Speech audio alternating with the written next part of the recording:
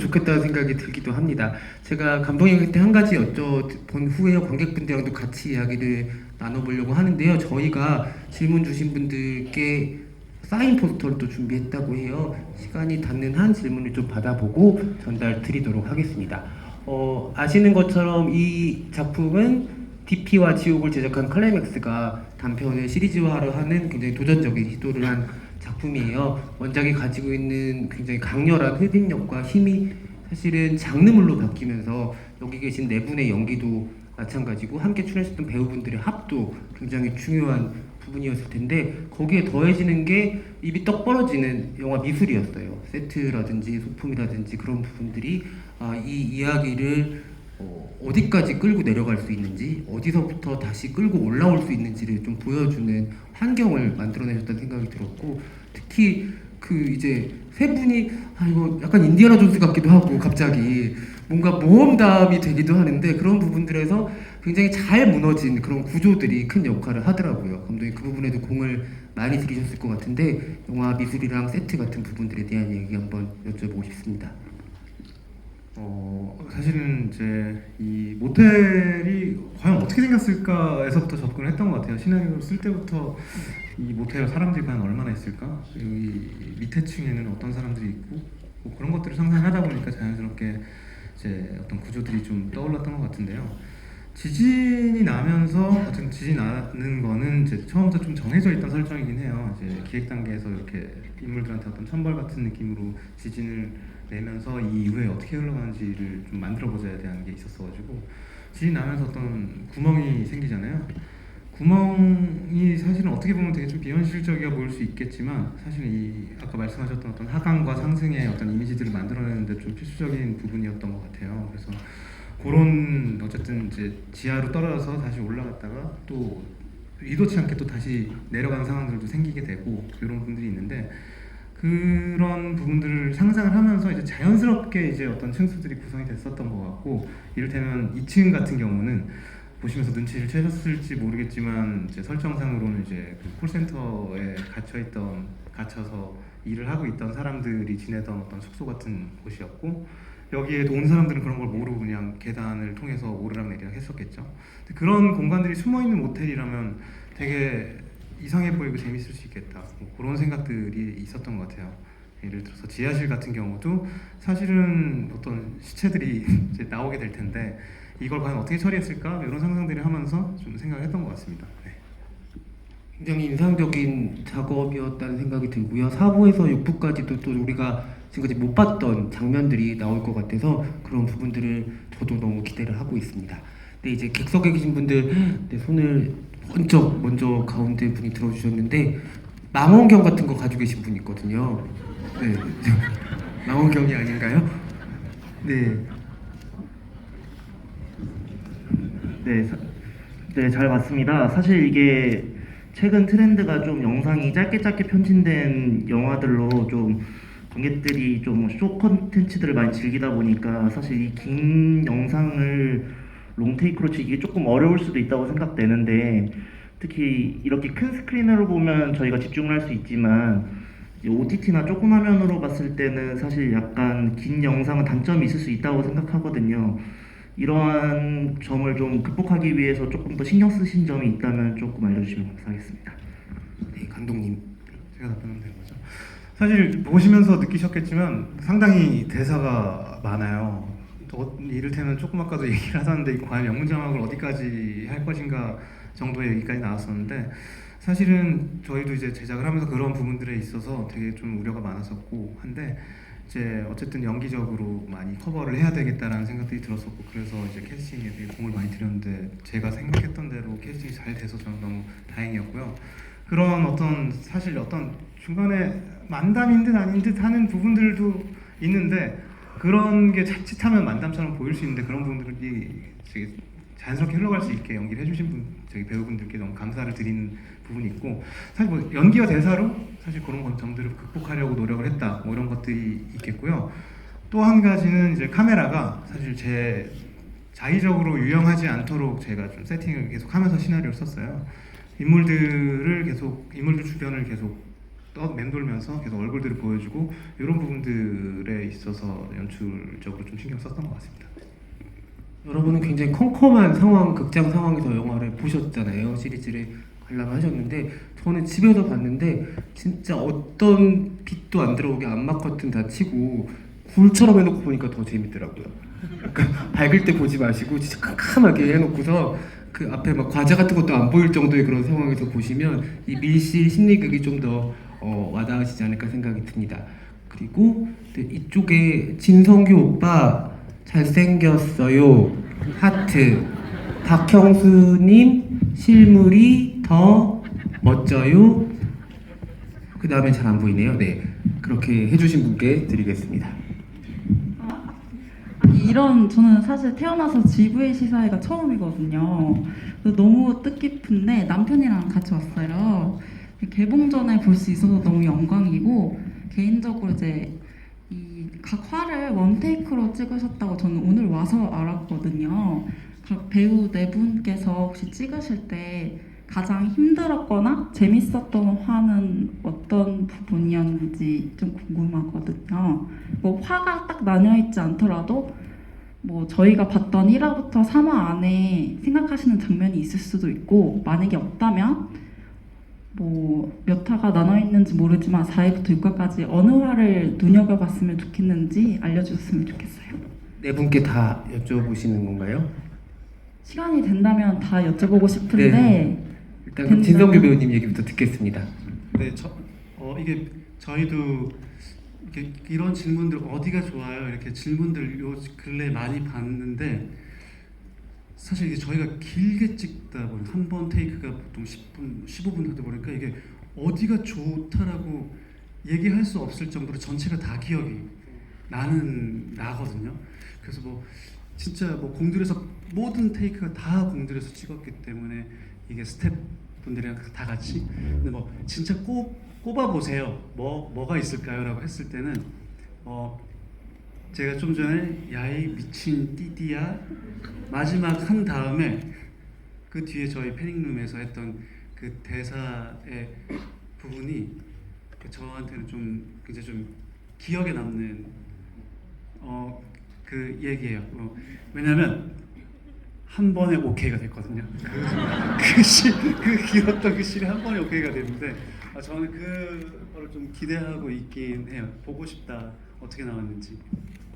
현종수 배우님은 어떠세요? 어떤 장면이 기억에 남으세요?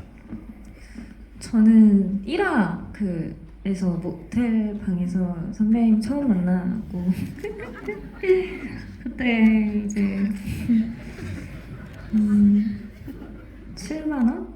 7만 원에 이제 하겠다고 하고, 선배님이 신나서 이제 춤 막 추고, 화장실에 샤워하러 들어가기 전에 춤은 원래 대본에는 없었어요. 근데 매 테이크 다른 춤을 추셔가지고 그때 이제 막 숨 넘어가기 없었던 것 같고 그게 실제로 쓰인 테이크 같아요. 아니, 제가 막 실수했거든요. 너무 웃겨서. 되게 웃긴 춤도 많은데 재밌더라고요. 그게 기억에 제일 남아요. 네, 그거 티빙에서 풀어주시지 않을까요? 언젠가? 다른 버전들도 좀 보고 싶긴 한데, 장미 배우님 대답 듣기 전에 진성규 배우님께 어떻게 그거 연습하시고 몇 가지 버전으로 만들어 놓으셨는지 한번 여쭤보고 싶습니다. 이게 너무 신기한 게, 사실은 저희가 무언가를 설정하고 들어갔던 건 뭐 대사 아니면 그 카메라가 움직이는데 이제 동선을 잘 맞춘 것만 했지, 그 다음부터는 한 10분 시작하고 10분, 15분 지나면서 그냥 서로가 서로의 호흡을 보고 생기는 미묘한 것들을 계속 좀 잘 해나가면서 좀 살렸고, 그리고 그때 정말 실수하듯이 계속 웃으니까 나도 그거 보고 춤을 더 춘 거예요. 그러니까 뭐 그렇게 웃으니까 좋잖아. 이게 뭔가 이 새로운 것들이 계속 생성됐었던 순간을 서로가 잘 즐겼던 것 같아요. 그 씬뿐만 아니라 그 뒤에 씬도, 앞으로의 뒷씬들도 아마 그 첫 테이크, 그 첫 장면에서 모든 게 탁 링크처럼 이렇게 해도 되는구나라는 자유로움이 생겼던 순간인 것 같아요. 정말 너무 잘 추시더라고요. 약간 아이솔레이션까지 가능하실 것 같은 느낌이 좀 있어가지고 네, 그게 프리스타일 댄스였다면 다음 작품에도 또 한번 보여주시면 좋겠다는 생각이 듭니다. 장민 배우님 어떤 장면이 좀 기억에 남으시나요? 네, 저는 지금 떠오르는 장면은 일부의 경매장 장면인데요. 처음으로 많은 배우들이 함께 호흡을 맞추는 씬이었거든요. 예, 씬 길이도 한 15분 가량 됐던 것 같고, 이 긴 씬을 한 호흡에 모두가 같이 집중해서 해낼 수 있을까? 정말 걱정도 많이 됐고 부담도 많이 됐는데 어떤 순간에 모두가 하나가 돼서 집중하는 순간에 더 큰 집중력이 생겼던 것 같아요. 그 테이크가 끝나고 다 같이 모니터를 하는데 서로 격려하고 박수치고 이런 경험을 또 어디서 할 수 있을까 이런 생각도 하고 너무 감동적인 순간이었던 것 같아요. 네. 네, 마지막으로 박경수 배우님은 어떤 장면? 저는 제가 일부 그 경매씬의 그 뒷부분에 그 지진의 감지를 느끼고 들어와서 이제 중국말을 해야 되는 그 씬이 있었는데 그게 처음부터 너무 걱정이 되는 거예요. 이게 보니까 한 15분에서 20분이 지난 상태로 제가 이제 투입이 돼서 원테이크로 찍고 있는 와중에 들어서 중국말을 해야 되는데 혹시라도 이게 NG가 나면 너무나 불편해지는 상황이 오잖아요. 그래서 감독님한테도 이거 너무 부담스러운데 혹시 그냥 중국말 안 하고 한국말로 하면 안 되냐는데 이거 좀 해주셨으면 좋겠다고 해서 그럼 혹시라도 까먹으면 입만 뻥긋거려도 되냐 나중에 후시로 이렇게 좀 하거나 뭐 이렇게 했는데 감독님 뭐 편한 대로 하라고 하더라고요. 그래서 심지어는 그냥 만약 중국말을 까먹으면 그냥 다른 한국말을 하려고 그것까지 연습을 해놨었거든요. 근데 다행히도 그런 불상사는 일어나지 않아서 너무 다행이었고 그것 때문에 정말로 연습을 엄청 많이 했거든요. 그래서 저는 그게 이렇게 그래도 큰 NG 없이 잘 마무리된 거에 좀 만족감을 느낍니다. 예. 배우님 말씀들 듣다 보니까 더 고난이도의 작업이었던 것 같아요. 그러니까 합이 만약에 한 부분만 엉클어져도 민폐가 되는 상황이 생길 수도 있고 굉장히 좋았던 감정선이 무너지는 걸 수도 있어서 저희가 보는 것 이상으로 되게 많은 긴장과 텐션이 오갔던 현장이 아니었을까 생각이 드는데 이렇게 다들 지금 이 자리에서 화기애애하게 얘기해 주신 거 보니까는 힘드셨음에도 불구하고 팀워크 되게 좋았겠구나라는 생각도 드는 것 같습니다. 감독님도 힘드신 부분들이 있으셨을 것 같아요. 어떤 것들이 이 작품 하면서 가장 어려운 순간이셨나요? 어려운 순간이요? 어려운 순간은 크게 없었던 것 같은데요. 사실 뭐 이제 프로덕션상에 약간 좀 조그만 문제들이 있었을 때 저는 좀 약간 스트레스가 좀 쌓이긴 했는데 저는 그냥 항상 이제 현장에 가서 배우들 연기하는 모습 보면서 제가 이걸 처음 보는구나라는 그런 재미를 느끼면서 크게 어려웠다는 생각은 안 들었던 것 같고 사실은 근데 사실 이제 배우분들이 힘드셨죠 사실 아닌데 그래서 어떤 것 같습니다. 힘들어하실 때 감독님 뭔가 이렇게 좀 이렇게 도움을 드렸던 거 있나요? 뭐 달콤한 것들을 제공해 드린다든가 못 들었어요. 뭐 단 것들을 좀 드린다든가 너무 당 떨어지는 현장이었을 것 같거든요. 맞아요. 그것들은 또 제작팀에서 되게 잘 준비를 해주셨고 저는 옆에 가서 정말 괜찮으시냐고 위로의 말씀을 드리면서 힘내봅시다라는 얘기들을 계속 나눴죠. 네, 지금 무대랑 객석 사이가 조금 거리가 있어서 감독님 옷에 써 있는 게 뭔지 좀 궁금해하시는 분들 있을 것 같은데 감독님 살짝 설명 한번 해주시죠. 네, 이게 지금 적혀 있는 게 신체 담보라고 적혀 있잖아요. 네. 저걸 직접 만드셨어요. 저희 이제 부산 국제영화제 때 이제 저희가 이렇게 관객분들 만날 때 저걸 입고 오셔가지고 직접 만드셨다고 한 땀 한 땀 다 만드셨어요. 제가 자세를 놓은 건 아니고요.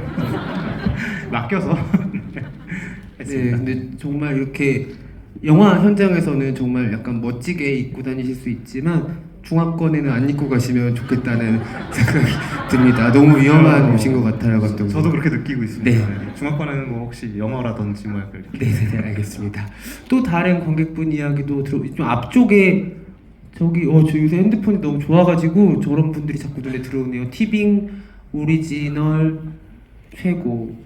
아, 네. 네, 티빙 관계자분이신가요? 네, 두 번째 줄에. 감사합니다. 우선 진짜로 재밌게 잘 봤고 그 감독님께 질문 드리고 싶은데 이제 이게 리메이크돼서 나온 영화다 보니까 혹시 제목을 바꾸거나 아니면 좀 부제를 좀 구현해 보실 생각도 있으셨는지 한번 여쭤보고 싶습니다. 제목 같은 경우는 이제 논의가 많이 됐었는데요.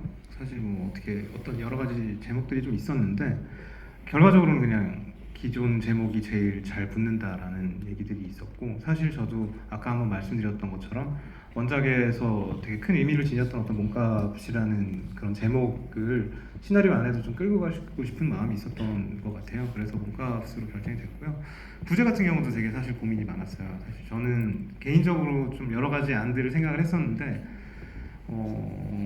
이런 스타일이 있었거든요. 이를테면 화 앞마다 뭐 각자 이제 몸값들이 등장을 하잖아요. 이를테면 뭐 100만 원에서 7만 원이라든지 뭐 그런 숫자들로 부제를 하는 것도 한번 좀 고려를 해봤었는데 그런 것들은 이제 회의 중에서 이제 좀 떨어져 나갔고 각 화를 잘 설명할 수 있는 어떤 재밌는 제목들 뭐 이런 것들을 같이 논의를 해나가다 보니까 이렇게 제목 부제가 정해졌던 것 같아요.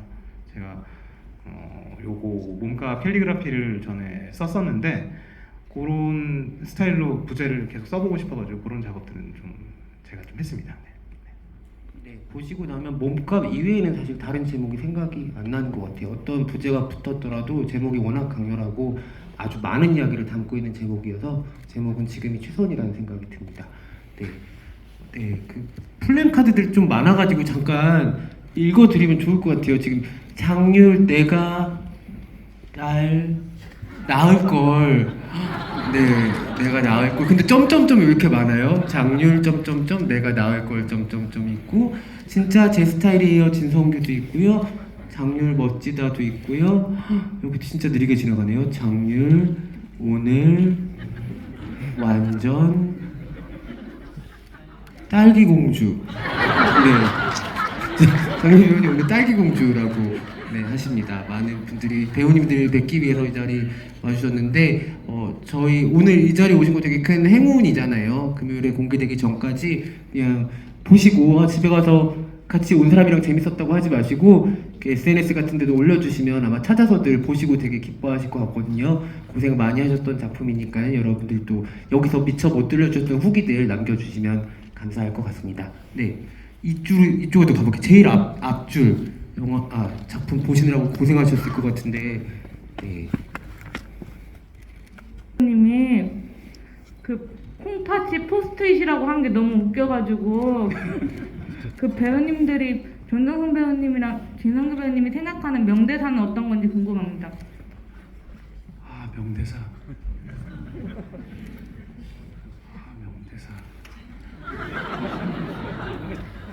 잠깐만 생각 좀 하겠습니다. 혹시 전종서 배우님 생각나셨어요? 명대사? 여러분 여기 경매장이 아닙니다.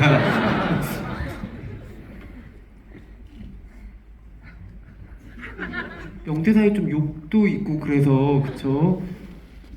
제 욕을 많이 해가지고 전종서 배우님 생각나신 것 같아요. 저는 네. 여기서는 이 456부에서 나오는 대사인데 나중에 우리 같은 놈들은 여기서 죽으나 저기서 죽으나 다 똑같아라는 말을 해요. 그건 좀 약간 좀 의미심장하지 않은데 저 나름대로 속에서는 그게 의미심장했던 말이었어요. 네, 전종서 배우님 생각나셨어요? 그러면 혹시 장률 배우님이나 박형수 배우님, 전호성 감독님 혹시 이거 명대사라고 지금 딱 떠오르는 거 있으시면 제가 먼저 하겠습니다. 제 인생이 서비스직이니까요. 저 아저씨한테 서비스를 하고 있는 거고 저는 그 대사를 명대사라고 생각을 해요. 박형수 배우님. 지금 진짜 너무 갑자기 저는 대답 안 할 줄 알고 생각을 안 하고 있어요. 네. 일타쌍피라고 저기 현장에서 생각한 애드립이어서 그게 생각이 납니다. 네. 꼭 명대사는 아니더라도 장률 배우님도 기억에 남는 대사? 싶은 거 있다면. 책임진다고 말해요. 계속 집요한 국렬의 모습을 엿볼 수 있는 대사인 것 같아서. 너 친구 없지? 네, 그렇습니다. 근데 그렇게 다정하게 말씀해 주시니까는 되게 이 작품 멜로물 같네요. 혹시 전종서 배우님 지금 기억에 남는 거 생각나셨어요? 저는 내가 너 ABM일 줄 알았어 이렇게 말한 거 그건 것 같아요. 원작 때도 그거였어요. 생각해보니까. 근데 진짜 신기한 게 1화를 보면 약간 전종서 배우님이 이 말도 안 되는 오케스트라의 지휘자 같거든요. 진짜 말도 안 되는 얘기만 하는 사람인데 저 사람 말을 나라도 믿을 것 같은 순간들이 생겨요. 근데 전작들에서 이렇게 되게 많은 배우들이랑 함께 호흡 맞추신 적은 없었는데 정말 많은 분들과 한 씬에서 연기하시면서 어떤 좀 마음이셨는지도 궁금해졌어요. 설득을 다 시켜야 되는 거잖아요. 날 믿게 만드는. 저 근데 결과론적으로는 그래 보이긴 하지만 저는 제가 하는 말이나 이런 것들이 진짜인지 아닌지 이렇게 헷갈리게 알쏭달쏭 했으면 좋겠다 했던 게 이제 캐릭터를 만들어 나가는 첫 번째였고요. 그리고 주영이는 유일하게 여기에 오래 있었고 여기를 좀 이 밀실에 여기를 잘 알고 있는 사람인 만큼 뭔가 관객분들이 봤을 때 제 따라가면 빠져나갈 수 있을 것 같은데 속이기도 하고 근데 아니지 또 하고 이렇게 끝까지 알게 모르게 하고 싶었던 그런 궁금하게 만드는 힘을 가진 캐릭터였으면 좋겠다라는 바람이 있었어요. 네. 말씀드리니까 더 그런 생각이 드는 게 진짜 이 이상한 놀이공원에서 10년 이상 일한 되게 짬밥이 엄청 되는 시니컬한 스텝 같다는 생각도 들거든요. 어쨌든 굉장히 독특하고 흥미로운 안내자 역할 잘해주셨다 생각이 다시 한번 듭니다. 근데 또 다른 관객분 조금 저희가 뒤쪽에도 한번 뭐 흔드시는 분 계시잖아요. 그거 뭐예요? 아 미니언즈를 왜? 네. 네 마이크 드리겠습니다. 네. 네, 뽑아주셔서 감사드리고요. 일단 두 가지가 있는데요. 첫 번째는 이 작품을 선정하신 이유가 궁금하고요. 두 번째로는 되게 좀 무거운 주제를 되게 재밌게 스릴 있게 잘 풀어 나가셨던 것 같은데 이 영화를 촬영하면서 이제 촬영한 이후에 변화된 생각들이 궁금해요. 예를 들어서 저 같은 경우에는 이제 몸값이라는 단어를 듣고 처음에는 조금 약간 무섭다 이런 생각이 들었는데 왜냐면